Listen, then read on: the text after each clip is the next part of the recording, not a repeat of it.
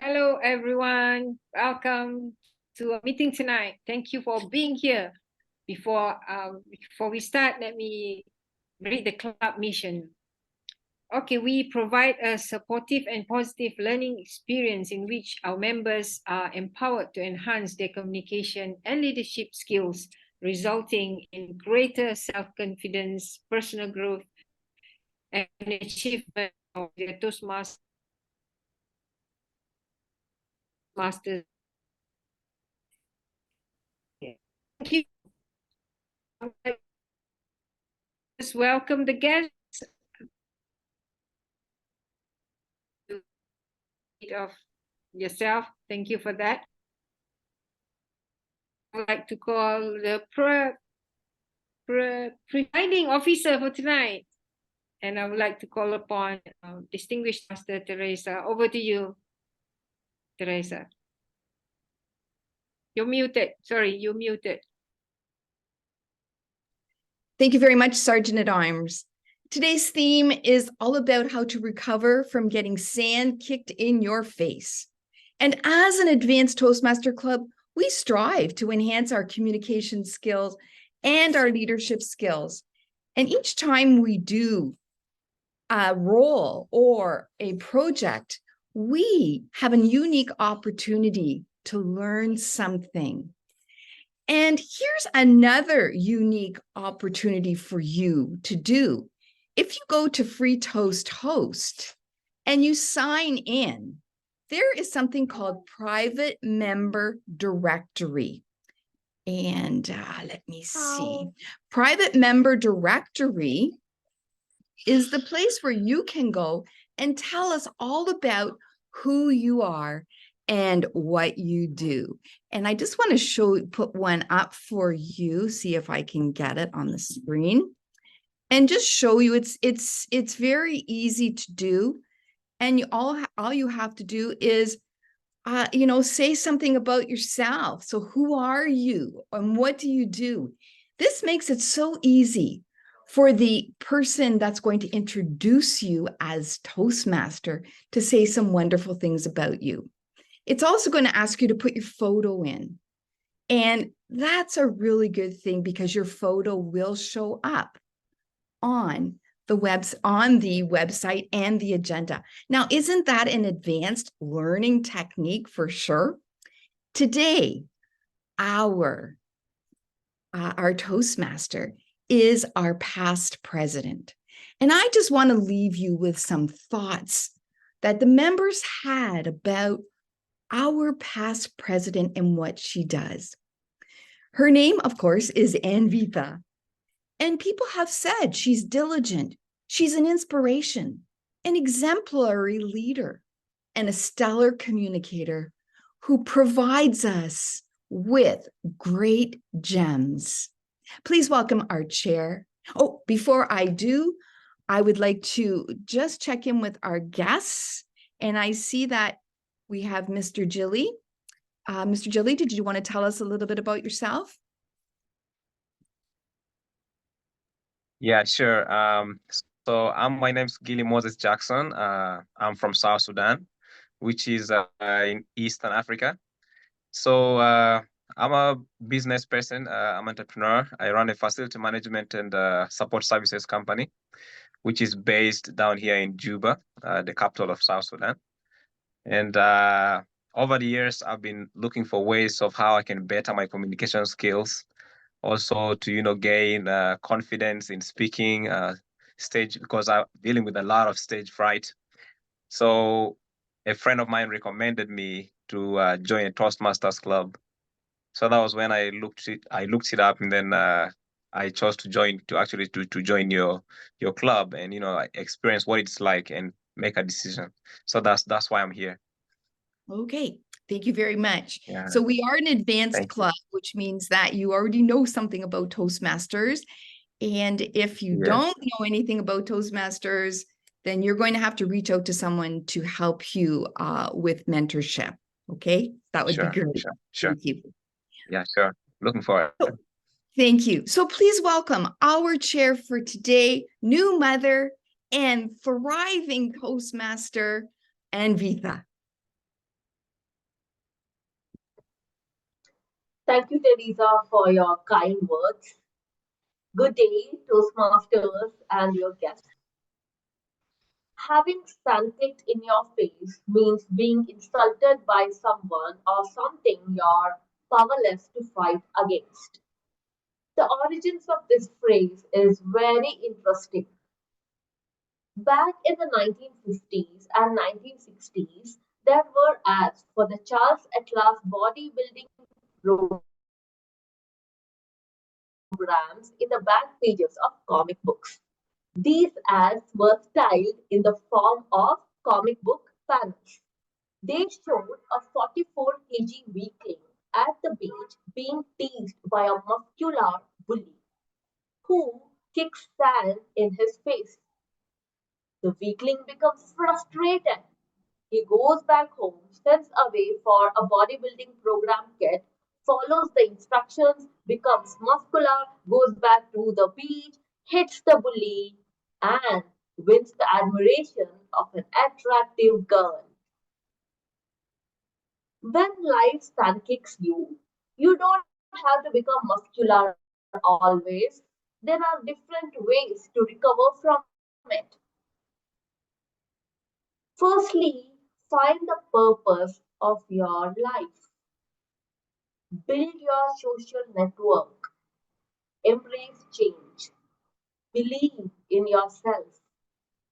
Nurture yourself. Be resilient. Set goals. Take actions. Develop problem solving skills and commit to building skills over time. These ways will help you recover quickly. How do you recover when life stand kicks you? Please unmute and share it with all of us. You can also type it in the chat. How do you recover when life stand kicks you? Anyone? Teresa, Christian, Kick, Somesh. Would any of you like to share? kick, Yeah, yeah, Teresa. I kick. I kick back usually. Yeah. Get back. Wonderful. Kathy? Whenever I have struggles or get frustrated or that bad things happen, I've developed a way of always trying to look, because I feel like every time something like that happens, there's a silver lining somewhere, and I need to look for that silver lining. So it makes me stop focusing on just what I'm going through and looking at what the learning is in the process. That's helped me be able to kick depression in sand in depression's face instead. Every dark cloud has a silver lining. Let us search that silver lining. Christian? My motto is get angry. And get angry doesn't mean on the outside, it means on the inside. You take whatever is frustrating you and you invest it in yourself. Work out harder, study Toastmasters harder, achieve your goals, and get to where you want to be, irrespective of anything else that may be going on. That's not even the weakling did. He was angry and he became muscular. Would anyone else like to share? Sanjeev? Yeah, so during those kind of situation, I uh, firstly when I was means earlier days, I was getting little nervous, and I was just thinking anxious and thinking how to overcome this situation. But now throughout my life experience, I have found that when the tough situation, when the difficult situation come in front of you, that means you have another chance to learn and go on. That's the thing I always have experienced, and always I tell myself that this is something, give me another opportunity to learn and make myself much more stronger. That's that kind of that that makes me go on the way. Back to you. Every obstacle is an opportunity. Very well said. Anyone else would like to share? Yeah, Salim, go ahead. Yeah. Whenever I'm in some difficulty or some problem, So generally, the human tendency is we get involved ourselves in that problem. So we end up with finding no solution for that. We feel that the problem is bigger than us and we don't find any solution for that. So what I generally do is, whenever I am in trouble, I just step back. I take one step back and I see that problem from certain distance. Then I find that the problem is not so big. So whenever we involve ourselves in that problem, we don't find any solution. But when we see that problem from a certain distance, we definitely find some particular solution for that. That's why our goal should be very strong. When our goal is strong, all our problems will disappear. Whenever our goals are not strong, those problems will become bigger. So when in trouble situation, I always remember my goal and I think that I have to reach that goal, whatever may be the problem. Then automatically that problem will be it looks shorter and I find solution for that. Yeah, thank you. Disassociate yourself from the problem and attack it. Fantastic. Yes. Thank The you. rest of you can share your opinion in the chat. How do you recover when life kicks you?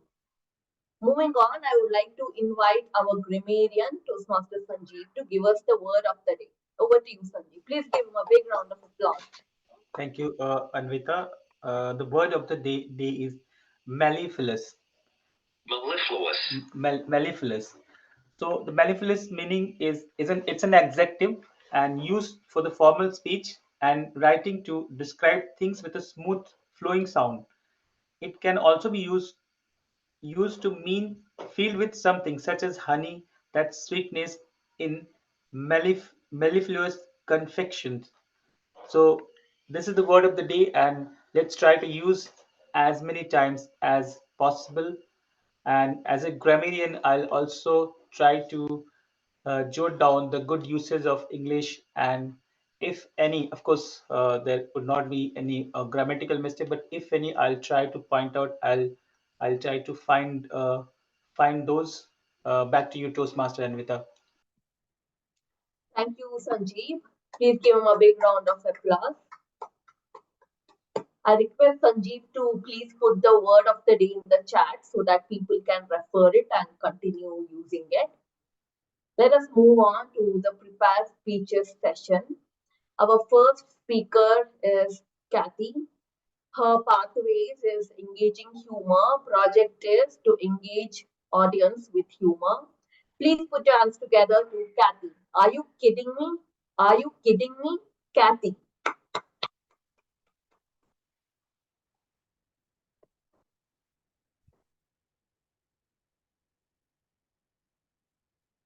Have you seen my humor? I found it. Fellow Toastmasters, I have a question for you. Do you find humor, adding humor to your speeches, to be challenging? Show of hands, or you can put an emoji up there if you're on. I had the same problem, and I did the engaging humor path specifically because it terrified me. But I'm learning things along the way, and I want to share them with you. I'm going to share with you 2 tools that are going to help you be able to add to your humor, and they're things that I'm using already. And I'll also give you another resource down in the chat before I'm finished, before the end of the meeting. 2 things that are helpful. It is really, really important that you don't try to add humor to your speech. What do I mean by that? What you want to do is write out your speech and then dig for the humor in it. If we try to take jokes and add them to our speech, you may lose your audience, because what'll happen is if you grabbed a joke from somewhere, they've probably heard it from before. And what's going to happen is they're going to think, well, did they borrow other information from somewhere else? It drops the authenticity of your speech. A huge suggestion of one of the first tips is to create a story file. And now this is whether you're wanting to use humor or just in general have content for your speeches at all times. Because trust me, Humor's out there. You see it all the time, whether you're aware of it or not. If you have children, do we not have humorous stories? If you have a spouse or family members, you know the person that I'm talking about. And even things that happen at work. I'm going to share with you just one of many of my things that have happened at work. Just came to me this week. I used to work for Jenny Craig. Now, for those of you that are not familiar with the Jenny Craig system, what happens is you have people would join to lose weight, and we would do consultations, and then we check off, they order their food and they take their food home. And by the way, the food was delicious. I think they're struggling now, but I think they're still out there. Anyway, I had this one client, we'll call him Jeff. Now, normally Jeff is not the target audience for Jenny Craig. It's usually women 40 and over, but his wife was also a member, but they just had different meeting times. Now, I do not know why, but for some reason during our consultations, and I did not bring this up, he would share with me for some odd reason that he was going commando. Now, for those of you that don't live in the US, I don't know if this is an internationally known term, but going commando means you're not wearing any underwear. I don't really feel this was part of our consultations. So one day, he's picked up his food. He's bags in both hands. He's walking out to his car, and his pants fell down. Whew. Thank goodness I found out that he had been lying the whole time about his going commando. His wife was so embarrassed. They went out to go. He'd been losing weight. That's why he lost his pants, but he got new clothes and a new belt after that. This is just one example.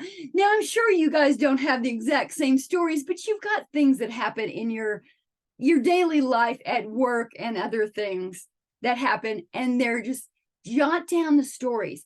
Put them in either in your computer or in the notes in your phone to keep those stories. So then when you're looking for a speech or even a funny thing that happened on your way to work, jot them down so that you have that information when it's time to come up with a speech for a project, or even great stories, like even at a eulogy. How many of you have gone to a celebration or life or something like that, and you find these great stories that everybody else knows? You never know when those stories are going to come in handy. Another tip that's really important, there's actually a formula for humor. Humor is tragedy plus time. Now, it doesn't have to be tragic like somebody died necessarily, but I'll give you an example. Again, another work story. So many of you are younger or maybe, familiar with more technology like this, but back in the olden days, I used to work with mid-range and mainframes. Those are the big computers that take up the whole room. And have you ever noticed how hot your iPhone or your phone will get? These used to take up a whole room, and I used to work on those type of computers. So if you look at old movies and you notice, the ones that have the big tape drives and everything, those are the kind of computers I used to work at. They have raised floors because the cables underneath, there were cables running around, not just your cable that you're charging on, but there was all these cables underneath, and the room stayed really, really hot. So they had to have a temperature controlled room. Okay. So there was a raised floor, the computer was on top, and that they had to keep that room cool all the time. One day, I get called in with the nursing supervisor and my boss, and they're having a serious meeting. Apparently, they were remodeling the hospital that I worked at, and they had closed down the morgue before they had completed the new morgue. So their proposal, which they approved, was that they were going to put the bodies in the temperature-controlled room of the computer room. Now, what I didn't share with you, I worked night shift. So every night I'm coming in going, are there bodies in here? Are there bodies? Fortunately, there never were any bodies. But just to add to this, The name of the hospital was Robert H. Deadman Hospital. This is no joke. It has been renamed for obvious reasons because Deadman in hospital was never a really good fit, even if he was an amazing benefactor. But as you can see, this is just two stories, but you can see that things in life can be crazy, but create a story file so those stories are ready for whatever event you have. And remember the formula of humor equals tragedy plus time, because it may not have been funny at the time, but it is funny looking back. But make sure you've healed from the trauma before you try to make it funny. But I implore you to give it a try and don't be afraid of humor. Just don't try to add a joke. Add you to your stories and it'll make it much more funny. Thank you, fellow Toastmasters.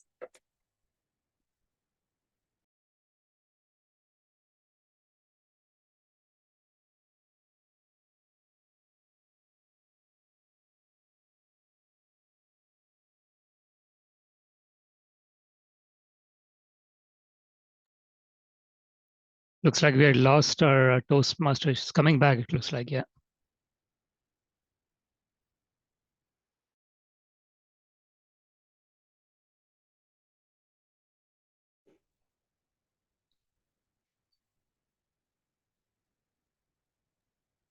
Could someone else introduce Somesh just so we can move along?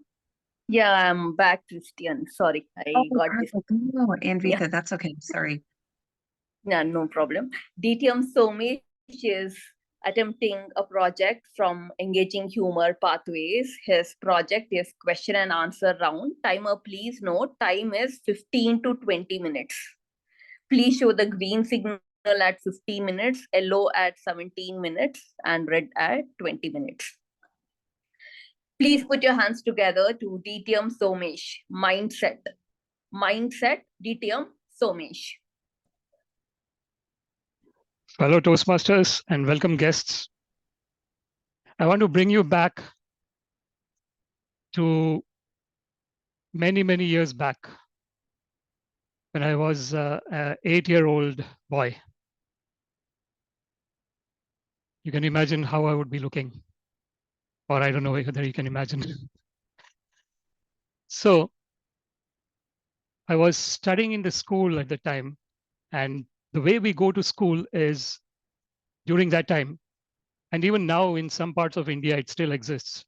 There is this thing called rickshaw. Rickshaw is where, how many of you have heard about rickshaw? So it's basically, and there is another thing called, people in India generally know about it because it's quite common, but I would say people from other countries may know or may not know. So there are different kinds of, there is another called auto rickshaw, which is a 3-wheeler, which is actually has got a machine in it and people can drive it. And then there is a rickshaw that has to be manually driven by a person, right? So they actually pedal it. It has 3 wheels. And during that time, so when I was 8 years old, that was a mode of transportation for the kids to go to school. And you can imagine it, the times when, you know, we did not have those mobile phones, the gadgets that we are so much hooked to nowadays, right? You cannot even think about a time when the mobile phones did not exist because we are so much used to them on a day-to-day, second-to-second basis. So that was a time, and we were taken to the school by this rickshaw person, and then we were brought back to our home again by this rickshaw person, right? So we were staying far, so this was the mode of transportation to go to school and come back. So this person always would come on time, take us to the school, and then he'll come to the school, take us back to the home. There was one day, what happened was this person, somehow something happened in his life, and he did not come on time. And we 5 of us who were going in that rickshaw, 8-year-olds. So we were thinking what we should be doing. Right? And there was no communication medium at the time. Right? We don't have mobile phones during that time. So the communication was a challenge. So basically, we all together decided that we will walk back home. And that would take at least around an hour to walk back home. But we took that decision because it was quite long. This person did not come for nearly 20 minutes or so. And we had to somehow get back to our home. So 8-year-olds taking decision. And now I see something from Viktor Frankl. Man's search for meaning is an amazing personality. He writes, and his quote is, everything can be taken from a person, but one thing, the last of human freedoms, to choose one's attitude in any given set of circumstances, to choose one's own way. This is the most important thing. And I'm just realizing now how, even when we did not know anything about these things at that time, we chose our attitude, right? We actually chose what we wanted to do. We just did not want to get stuck there in the school, right? So we had to somehow go, and we had that attitude, and we chose the attitude to actually just walk, 8-year-olds. And we actually, I remember we had some stones and all in our hand as a defense, like if someone comes and if someone is trying to, because we were small kids, someone could do some things to us. So we had stones in our hand and as a defense, and we were walking back home. And we remember that we actually brought, so mine was the farthest home. So we dropped all the other 4 kids, and then I went back home. So this is something. And one of the things here that we have to understand is that how many of you have heard about ants? It's not the ants that walk on the floor. There is another ant, which is capital A, capital N, and capital T. Have you heard about it? Yeah, it's called automatic negative thoughts. Right. So this is something, and this is what the mindset is all about. So there is a National Science Foundation, which is there in America, and they did a study in 2005. And what they found was, generally, human beings have nearly 60,000, on an average, 60,000 thoughts a day. Can you imagine that? 60,000.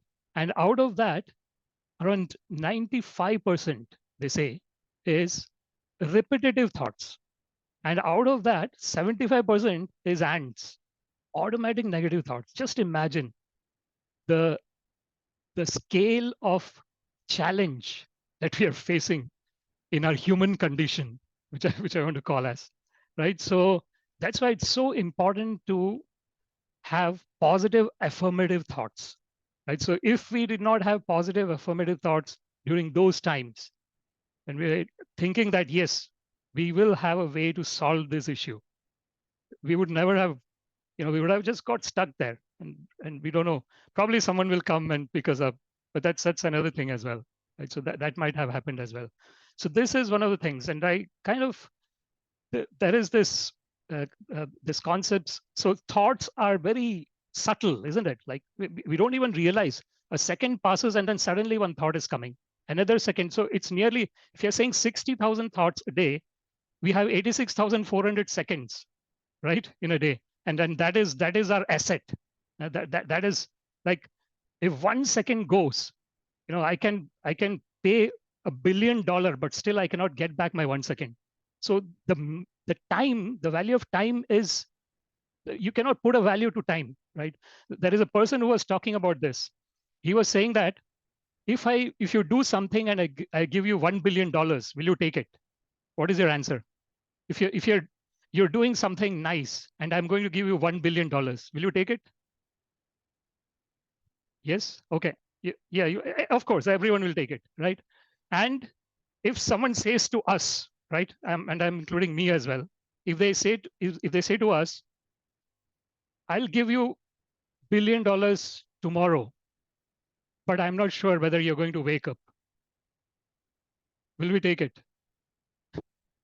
No, we won't, because life is more precious than anything else. Like, if we have life, then we have something else with us. If we don't have life, we don't have anything with us. So being grateful for what we are having, just this breath that I'm taking at this particular moment. If I'm grateful for that, immediately I'm taking off the ant, right? The ants, 75% of ants that are there, automatic negative thoughts immediately, gratitude. So that is a very powerful tool that we have. But again, the human condition is such that we are always thinking about the lack. That is another, again, it comes to the ant part. We are somehow or other, we are filtered the things out. I already have this. So I could actually give another example of the situation. For example, when I had completed my degree, many of my friends were doing masters, but I chose to do work. I chose to become a lecturer in a computer organization, and I actually wanted to support my parents as well in that way. So I took a decision that way, and then I got this opportunity in the place where I am, in the city where I'm, called Hyderabad at the time. There were these Irish companies who were coming to take interview of people. Uh, Many Irish companies who came, and then I actually remember asking my father, because it was Ireland, and at that time there was this conflict that was happening between North and South of Ireland. Uh, and they had this Good Friday Agreement that they did in 1998. It was the 25th year this year, and Joe Biden had come to Ireland, and his forefathers are from Ireland. So he had a great session here in Ireland for that. So I actually remember during that time asking my father that, is it fine that I go for this interview? And what I'm thinking now is, just as a retrospective, what I'm thinking about is when I asked my father that, I actually somehow presume that I have already got whatever I was going for, right? And this is another very important aspect that Neville Goddard talks about quite a lot. It is called law of assumption. Law of assumption is, if I am wanting something, I assume that I have it. And now when I'm retrospectively thinking about what had happened at that time, somehow or other, I had actually assumed, when I asked this question to my father, right? So I asked, is it actually fine to go for this interview? Because when I get it, I'm kind of going in this place which might be a little bit challenging place. So I already assumed that I actually got it. And what happened in the end, I actually got it. Like during that time, I was in a situation where I was working in companies, but they were very small companies. And it was kind of, I was finding it difficult to find breakthrough for a good job in my life. And this is something that was a breakthrough. And I had inadvertently applied law of assumption there. In retrospective, that's what I'm thinking about. So all these things, I think it's very important for us to, first of all, realize that, there are so many thoughts that are coming to me, and then try and emphasize on what are positive thoughts, and just focus on those positive thoughts, so that all the negative thoughts are taken away. So this is what I want to talk about in terms of the mindset. And there is a very interesting concept here in terms of thought, feeling, action, and results. There are 4 things. What happens is, if I'm getting some negative results, my thoughts go in the negative direction, isn't it? Because I'm getting a negative result. So I'll think that automatically the thoughts. The trick here is, even when I'm getting negative results, I try and have positive thoughts. I have this law of assumption supporting me, that when I am assuming something, when I'm desiring something, at a particular level, it is already there with me. It's just a matter of time that I'm going to get it. So it's very important to understand this. So if I can keep positive thoughts even when I'm getting negative results, what is going to happen is I'm going to get positive feelings. And when I have positive thoughts and positive feelings, I will take positive actions. And when I have positive thoughts, positive feelings, and positive actions, what is going to happen in the end? I'm going to get positive results. So that is a way of coming out of this cycle, cycle of negative results, spiraling down a person down. How do I come out? I always keep positivity in my mind. But that is a huge challenge. It's easier said than done. And this is what a very wonderful quote from Viktor Frankl: everything can be taken from a man, but one thing, the last of human freedoms, to choose one's attitude in any given set of circumstances. to choose one's own way. So with that, I would like to conclude this talk, and I'm opening the floor for questions, because this is mainly about question and answer session. So please feel free to ask any question. Thank you very much. Thanks, Trishan. I have a question, Somesh. I apologize. I can't see everyone. Is it okay? Is now a good time to ask? Please do. Yeah, that's fine. Excellent. Okay. Thank you so much for your speech. I had never heard of automated negative thoughts, and that alone is so powerful, along with everything else you've said. I want to learn more from you, Somesh. For you make it sound so easy, and as you prefaced, you said it's not easy, and I completely respect that. What advice would you give to somebody who may struggle with depression or higher levels of anxiety or stress? What are some tangible steps that they can take to build their positivity reserve so it can be more mellifluous, more smooth for them, and to build their resiliency overall? Thank you very much, Trishan, for a great question. Yes, and this mellifluous flow of life is extremely important, I think. How do we? It's a very tricky question, because everyone is unique, and everyone is going through their own unique, challenges, trials, and tribulations in their life. So the most important thing is to realize what state I am in at the moment. And if someone actually realizes that they have depression, that's a very good beginning, actually. Because at least they have realized they don't have a blind sight to what is actually in the present moment. So once we realize, now the next step is to try and understand what is the root cause of this depression that I'm having. And I actually have recently I've listened to one person. He was talking about cue, routine, and reward.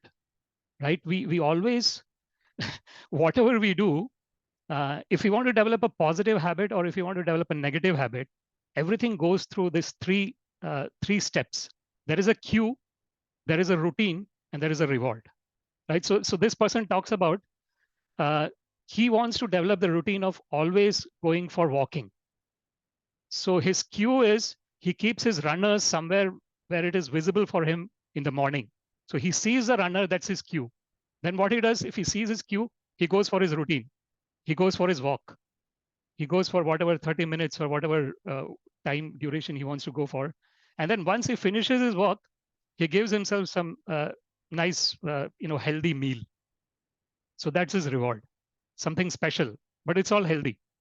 So this is what we all go through. And even depression is basically based on these three things: cue, routine, and reward. So there is something that is triggering this person to go into depression. There is some cue, whatever, maybe some traumatized incidents have happened, and something the person is seeing that, and immediately that is bringing that person into that unfortunate routine of getting depressed. Right? So the person first of all has to understand what is it that is causing this depression. And once that person understands that, the trick there is to try and change the routine.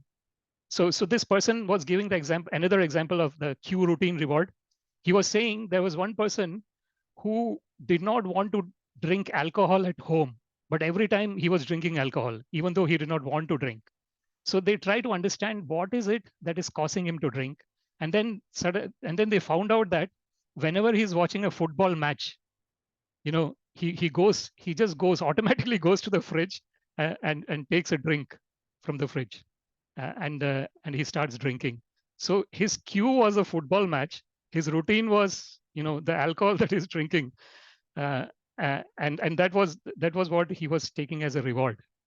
Cue, routine, reward. So the trick there was that whenever he wanted to go to watching football, he should substitute alcohol with something else. Something something positive, that is not causing him. Because again, if someone becomes an alcoholic, it is again an unfortunate situation of depression, because they are trying to run away from reality, because that's what is happening, isn't it? When someone is getting drunk, they are running away from what is real. They are going into some state which is totally a difficult state to come out of. So yes, Christian, hope I have kind of answered a little bit at least. Thank you very much. Sanjeev, yeah. Yeah, Sumesh, I have one question. I think you have highlighted many things, many aspects of life, how to be positive and how to get away from the negative thoughts pattern. One thing I just want to know about the law of assumption, as you said, by the novel Gollard.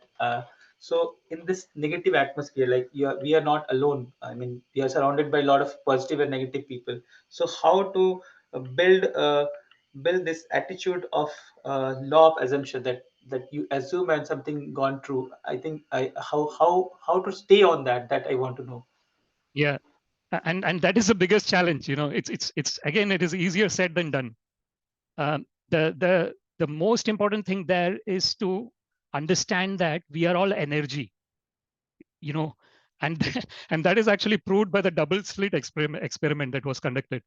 What double slit experiment did was they put a ray, they put electrons, to the electrons through a double slit, and what they noticed was whenever it was being observed, whenever that pass of electrons was being observed, it became a particle.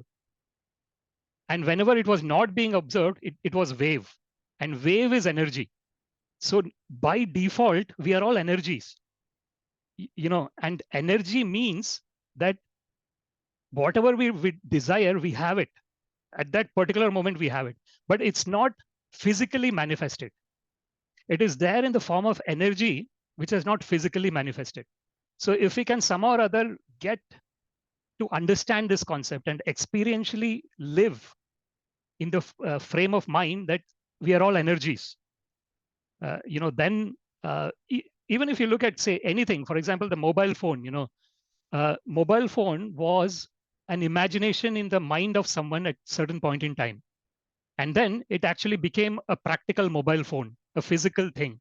You think of anything in the world, it was first, it was in a subtle form.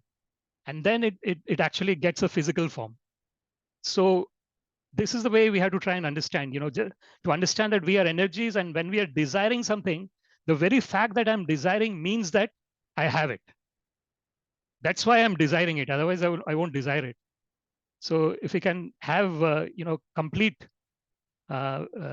understanding of this fact, and I understand that everything is energy, everything is vibrating, because electrons, as I said, we are made up of electrons. And what did electron do? When it was not being observed, it was wave. When it was observed, it became particle. So what does it mean? It is energy. Wave means it is energy. So we are all made up of electrons. The whole atom, the body is made up of millions of electrons. So yeah, okay. Hopefully I answered it, Sanjeev. I think we have gone out of time. So thank you all very much for engaging with the questions. Over to our Toastmaster. Thank you. Thank you, DTM, so much. Please give him a big round of applause. How do we reduce automatic negative thoughts? Think positively, follow the law of assumptions, and practice gratitude. Thank you for sharing that wonderful concept with us, DTM Somesh. Today we heard two exemplary speeches, which were very mellifluous. Kathy entertained us with her humorous speech, with those two stories about the commando and the dead body. You made my day today. Humor and reducing negative thoughts are two ways to recover when we are sand-kicked in the face. As we are short of time, we are going to skip the table topic session. We will have it next week instead. Now we will move on to our general evaluation session. What do we do when life sand kicks us in the face and keeps us stagnant? We improve so that we can change ourselves and move on. How do we improve? By getting feedback.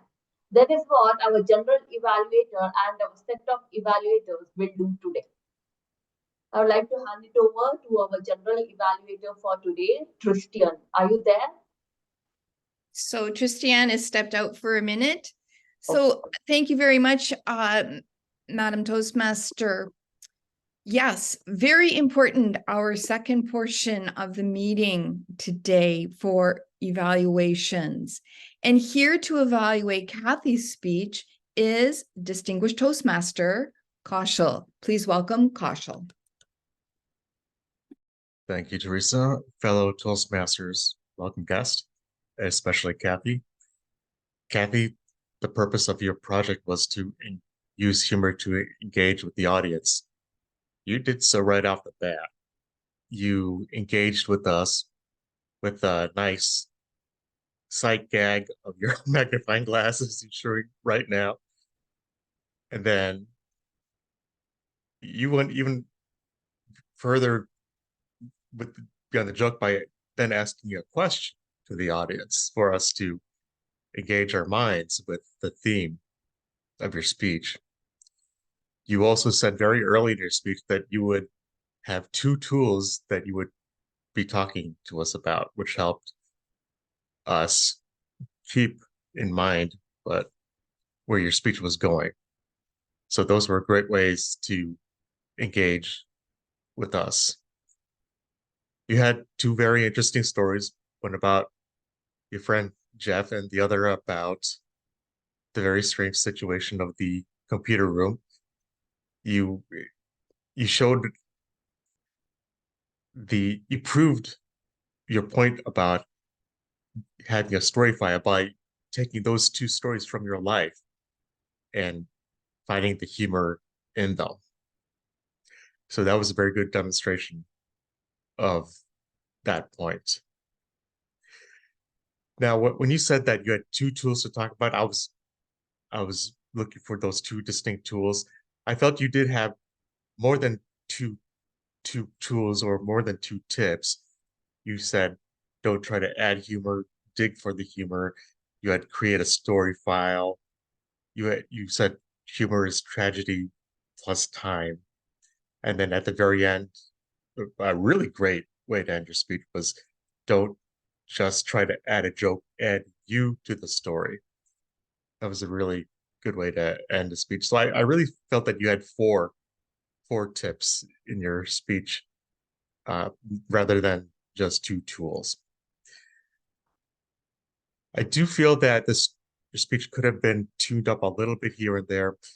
I felt that you got a little bit, not very much, but a little bit into the details on certain things. Like when you were talking about your friend Jeff, you mentioned that he and his wife attended at different sessions, which is a detail that I'm not sure we needed to know. You also talked about the computer room, and you talked about the structure and how the wires were on her platform. That was a little bit more detail than we need, but it was really not that bad at all.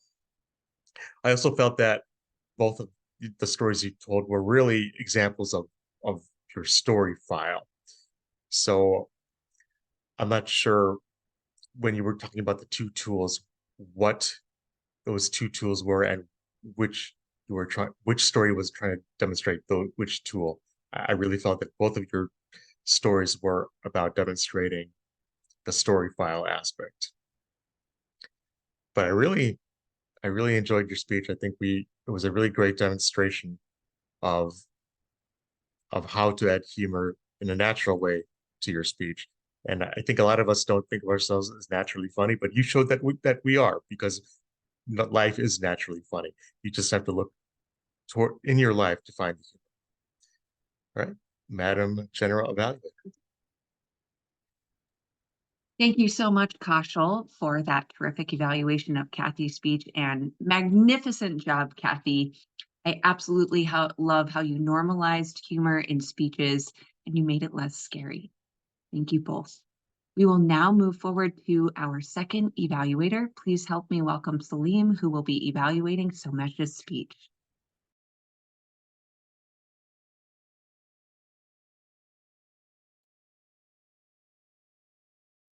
Good evening, fellow Toastmasters, dear guests, and today's speaker, DTM Somesh. The purpose of the speech is for a speaker to learn and practice facilitating question and answer session. So I'm going to evaluate the session in a sandwich manner, where I would like to talk about the good points in a speech, and then I will talk about the improvement areas. So let us start with the strong points in this speech. So DTM Someshji, what a mellifluous speech it was. The opening of the speech was amazing. You started your speech with a story, your childhood story. When you are 8 years old, your school days, you used to go by auto rickshaw. That really grabbed the attention of the audience. Not only that, it made the audience to imagine their childhood days, auto rickshaws, all those things. That really a very good opening, I can say. Then coming to the audience engagement. So the content of the speech was very good. So you spoke about many things, like you talked about Viktor Frankl and his sayings, then ants, automatic negative thoughts. Even I was not knowing that every days we have 60,000 of thoughts. Among that, 95% are repetitive thought. Again, 75% of the thoughts were like automatic negative. So that was very informative. You spoke about positive, affirmative thoughts, gratitude, depression, and law of assumptions. So the content wise, the speech was very good. It was very knowledgeable speech, I can say. And you spoke very well, like you use appropriate pauses whenever it is required. And clarity, coming to the clarity, the spoken language was very clear and easily understood. And also you are very loud and clear and audible to all the audience. And coming to the eye contact, like it is difficult to identify the eye contact in online meetings, but you are comfortable and you are looking at all the audience. So eye contact was good. Then gestures. Yeah, I really appreciate on gestures part, because Someshji used very good hand movements. When he was talking about his childhood days, he shown the stone. He used to take the stone in his speech, like in the speech. Sometime he was talking about the stone and he was showing it by his hand gestures. So he used the hand movements, gestures very well. So utilization of body language is very nice. And throughout the speech, he was very comfortable, confident. And coming to the closing part, he gave us a food for thought, because at the end, he talked about cue, routine, and reward. That is really a message for all of us. And also he told that when we have a positive thoughts, when we have negative positive thoughts, it will create the positive feelings, which will result to positive results. That's really a food for thought, I can say. So these are the good points. A journey of improvement is never ending. There are few minute areas I found improvements. So first of all, so the energy level was high at the beginning. At the end, it was little low. And second one is speech was bit while talking, it was bit monotonous. Little bit more tone modulation can be used. Pitch expressions can be added to this speech. And third one, little bit humor could be added. It's like icing on the cake. So these are few improvement areas what I found. Overall, it's a very good speech, very good opening, very good content, very good vocabulary, and amazing closing.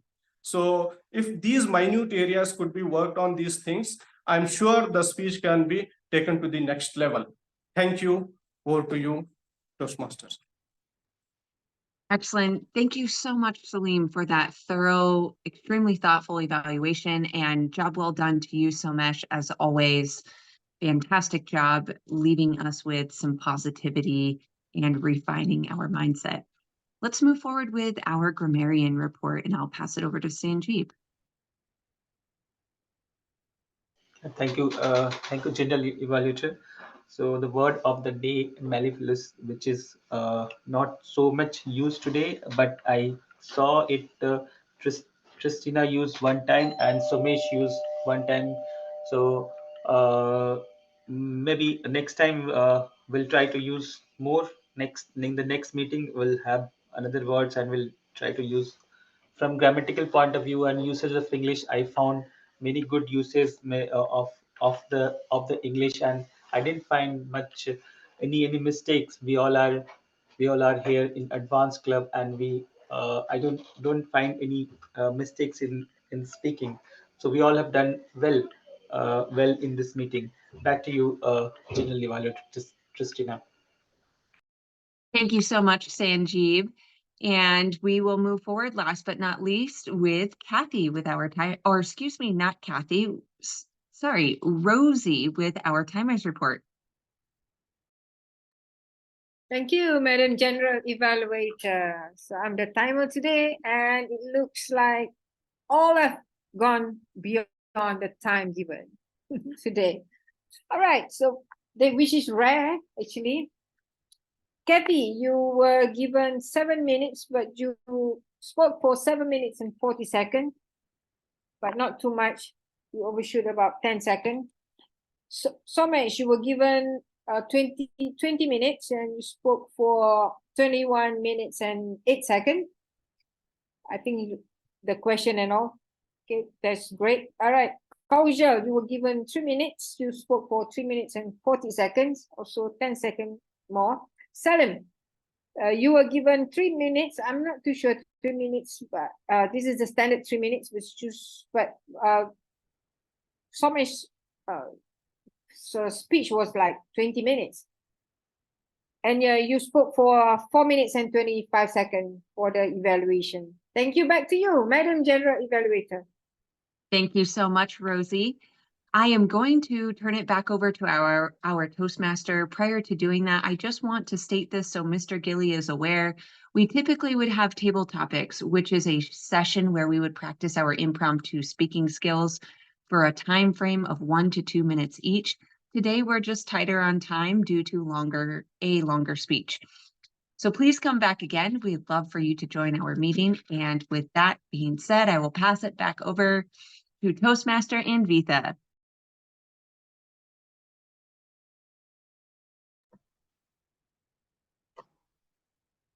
Thank you all the evaluators, grammarian and the general evaluator for the very valuable feedback.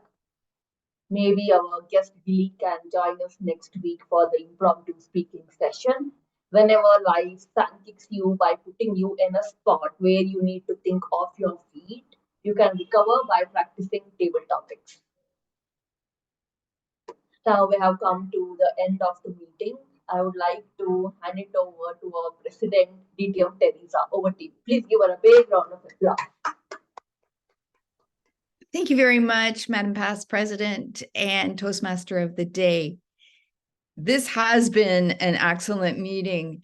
And I know there was a little bit of thoughts going around about how long the theme was, but I loved it. And I had a fantastic table topics, but I loved the whole meeting. And I really appreciate the lessons that we learned today on humor and the lessons that we learned today on ants, automated negative thoughts. Keep those in your pocket this week coming up, and I am sure you will have a wonderful time. Our guests, I think, Mr. Gillies, would you like to comment on the meeting, please? Okay, thank you so very much. I'm really happy to be here, and most of the topics that actually were discussed, I really enjoyed, and I think to me, what normally happens with me when I go through rough days is I do meditate, and as like running a business, and you do come through a lot of pressure sometimes from work, and when I get through those days, I normally meditate, and of course, my reasons gets me up, as Salim has mentioned earlier. Your goals, the reasons for for doing whatever you're doing, should be getting you up every day. So I think I really enjoyed the meeting, and I look forward to joining next week to also have an interaction and hopefully enjoy or give a speech during the table topics. Thank you very much, Mr. Gilly. And guess what? You did one of the table topics today. So wonderful. Thank you for Thank you so doing much. that.